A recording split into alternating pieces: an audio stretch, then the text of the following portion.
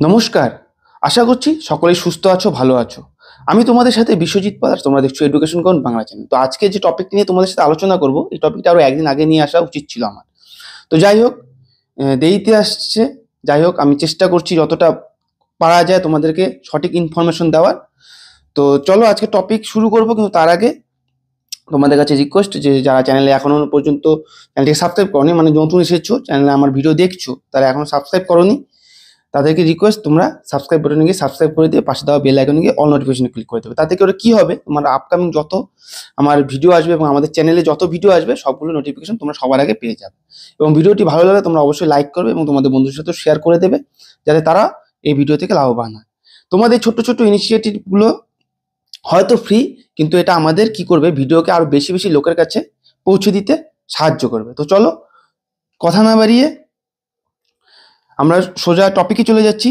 আজকের টপিকের বিষয় কি বলছে যে মিনিস্ট্রি অফ এডুকেশন একটি গাইডলাইন পেশ করেছে আমাদের যে কোচিং সেন্টারগুলো রয়েছে, ঠিক আছে, কোচিং সেন্টারদের জন্য গাইডলাইন পেশ করেছে নতুন করে।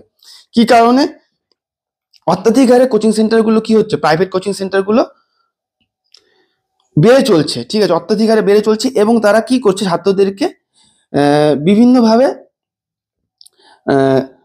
এমন কিছু তাদেরকে বলছে, তাদের কাছে আশ্বাস দিচ্ছে, ছাত্রদেরকে আশ্বাস দিয়ে তাদের কোচিং সেন্টারে ভর্তি করাচ্ছে, কিন্তু দেখা যাচ্ছে পরবর্তীতে সেটা সাকসেস হচ্ছে না এবং ছাত্ররা ফ্রাস্ট্রেটেড হয়ে এবং নিজেদের অর্থ প্রচুর পরিমাণে, যেহেতু কোচিং সেন্টারগুলো হাই রেট চার্জ করে, তো সেই প্রচুর পরিমাণ অর্থ চলে যাওয়ার কারণে তারাও একটা মেন্টাল ডিসঅর্ডারে ভোগে এবং বিভিন্ন রকম সুইসাইড কেসের মধ্যেও তারা সুইসাইড কেসের মতন নিজেদের জীবনকে হানি করার মতন সিচুয়েশনও চলে যায়। তো এই জিনিসগুলোকে আওতার মধ্যে নিয়ে আসতে, মানে অনেকটা বাঁধনের মধ্যে নিয়ে আসার জন্য আমাদের কি করছে, মিনিস্ট্রি অফ এডুকেশন নতুন গাইডলাইন কোচিং সেন্টারের জন্য পেশ করেছে।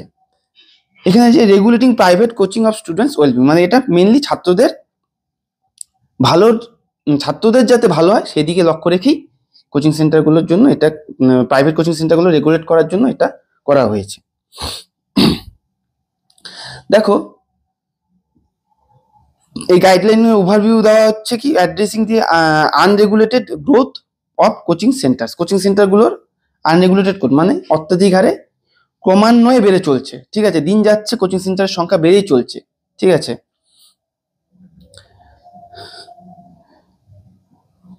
দেখো, এখানে যে মূল প্রভিশনগুলো রয়েছে এই দিকে লক্ষ্য রাখতে হবে যে কি কি প্রভিশন রয়েছে একটা কোচিং সেন্টারের জন্য। কোচিং সেন্টার যদি খুলতে চাও তাহলে কোচিং সেন্টারের জন্য কি কি থাকতে হবে। মেইনলি প্রথমত তোমাদেরকে কোচিং সেন্টার 16 বছরের নিচে কোনো ছাত্রকে অ্যাডমিট করাতে পারবে না, ঠিক আছে। কোয়ালিফিকেশন লাগবে টিউটরদের মিনিমাম গ্র্যাজুয়েশন নিচে কোনো কাউকেই নিয়োগ করা যাবে না টিচার রূপে, শিক্ষক রূপে কাউকে নিয়োগ করা যাবে না যারা গ্র্যাজুয়েশনের নিচে যাদের ডিগ্রি রয়েছে, মানে গ্র্যাজুয়েশন নিচে যাদের কোয়ালিফিকেশন রয়েছে। এইচএস পাস কেউ গেলে পরে তাদের নেওয়া যাবে না। একটা কোচিং সেন্টার খুলতে গেলে এই গাইডলাইনগুলো মানতে হবে। Restriction on misleading promises of গ্যারান্টিস।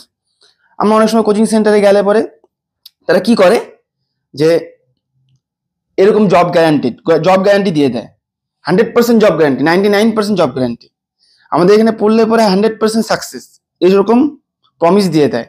এরকম এমনও কোচিং সেন্টার আছে যাদের কোচিং সেন্টারে কোনো অ্যাসপিরেন্ট পড়াশুনোই করেনি, কিন্তু তার ছবি তাদের ওয়ালে টাঙিয়ে রেখেছে আর দেখাচ্ছে, তাদেরকে শো করিয়ে বলছে যে ইনি হচ্ছে আমাদের কোচিং সেন্টার থেকে পড়েছে এবং এই এক্সামে ক্র্যাক করেছে।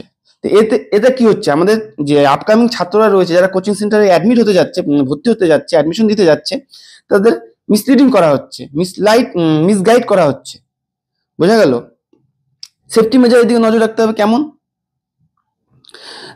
এই গাইডলাইনের পেছনে কারণ কি, যে স্টুডেন্টদের সুইসাইডের সংখ্যা বেড়ে যাচ্ছে। কোটার মতন জায়গাতে যেখানে কোচিং বলতে পারে কোচিং হাব হয়ে যায়, হাব বলা যায়, মানে বিভিন্ন রকম কোচিং ইনস্টিটিউট ওখানে রয়েছে, ছোট বড়। তো এখানে প্রচুর পরিমাণে সুইসাইড কেসও দেখা যাচ্ছে এবং ফায়ার ইনসিডেন্টও, ছাত্ররা নিজেদের গায়েও হয়তো আগুন লাগিয়ে দিচ্ছে, এরকম সুইসাইড ইনসিডেন্ট দেখা যাচ্ছে। Ensuring facilities and methodologies meet standard. ফেসিলিটিকে এনশিওর করতে হবে যে সঠিক ফেসিলিটি তারা দিতে পারবে, তো সেরকম ফেসিলিটিকে এনশিওর করতে হবে এবং সেফটি মেজারকে সব দিক দিয়ে দেখতে হবে। অ্যাডভার্টাইজিংয়ে কি করে দেখো, মিসলিডিং অ্যাডভার্টাইজমেন্ট করা যাবে না। অনেক সময় আমি তোমাদেরকে বললাম কি, ওই যে অ্যাডভার্টাইজ করে, যে হয়তো তার কোচিং সেন্টার থেকে কোনো পড়াশুনোই করেনি, কিন্তু তারা কি করছে, তাকে শো করে অ্যাডভার্টাইজ করছে এবং বিভিন্ন হোর্ডিংয়েও তার ছবি লাগিয়ে বলছে আমাদের কোচিং সেন্টার থেকে এ কোচিং নিয়েছে এবং ক্র্যাক করেছে এক্সাম। ঠিক আছে। Importance of truthful representation of coaching centres. Coaching সেন্টারে অবশ্যই তাদের বাস্তবটা তুলে ধরতে হবে যে তাদের কোচিং সেন্টারে এতজন পড়েছে এবং এতজন কোয়ালিফাই করেছে। এবারে এরকম শো রাখতে হবে এবং রেকর্ডও রাখতে হবে। ঠিক আছে।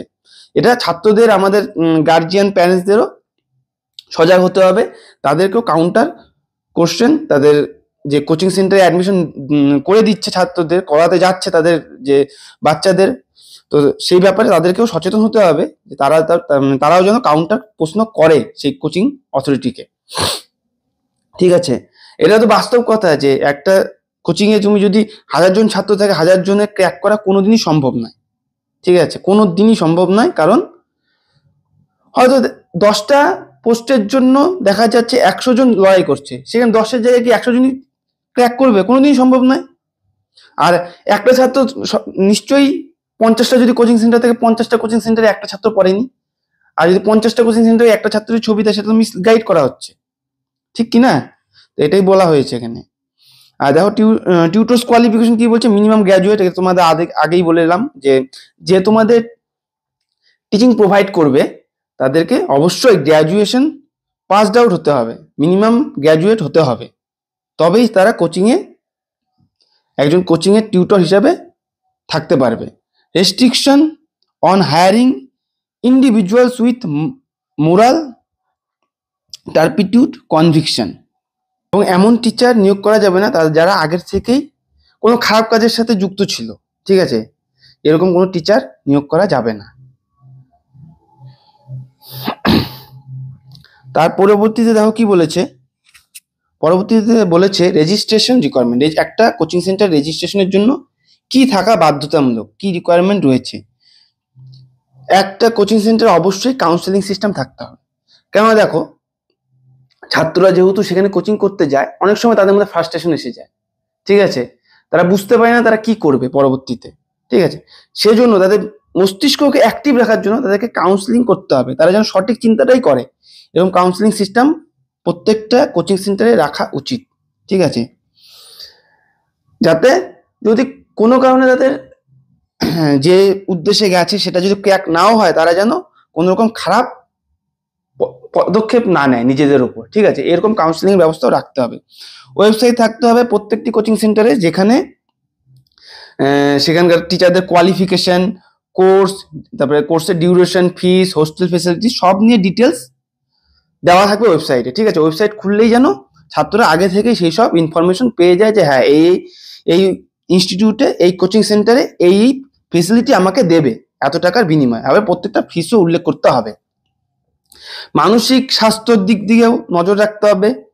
একাডেমিক প্রেশার, কম্পিটিশন সবকিছুতে দেখা যায় গিয়ে টিচারদের বলতে দেখা যায় কম্পিটিশন। হ্যাঁ, এবং এই ব্যাপার নিয়ে অন্যের সাথে কম্পিটিশন করা, এতটি সিট আছে, তোমাকে এত বেশি পড়তে হবে, এরকম প্রেশার দেওয়া। এই প্রেশার দেওয়া থেকেও ছাত্রদের উপরে প্রেশার দেওয়া থেকেও টিচারদেরকে একটু বিরত, মানে কি একটু বুঝতে হবে যে কতটা কাকে চাপ দেওয়া সম্ভব, কে কতটা নিতে পারবে।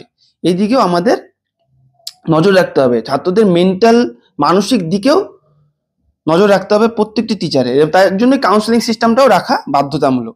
Establishing mechanism for student and mental health, হয়তো সেরকম অথরিটি তৈরি করতে হবে ছাত্রদের মেন্টাল হেলথকে সুন্দরভাবে গঠন করার জন্য। ঠিক আছে, যাতে তারা অল্পতে ভেঙে না পড়ে।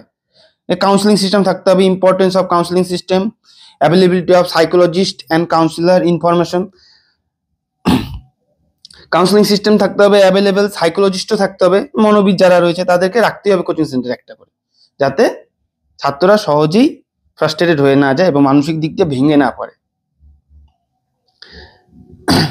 টিউটরসদের ট্রেনিং এর ব্যবস্থা রাখতে হবে। টিউটররা যথেষ্ট পরিমাণ মানসিকভাবে যেন শক্তিশালী হয়, যাতে কেন টিচাররাই যদি মানসিকভাবে দুর্বল থাকে তাহলে তারা ছাত্রদেরকে কখনোই সঠিক টিচিংটা দিতে পারবে না।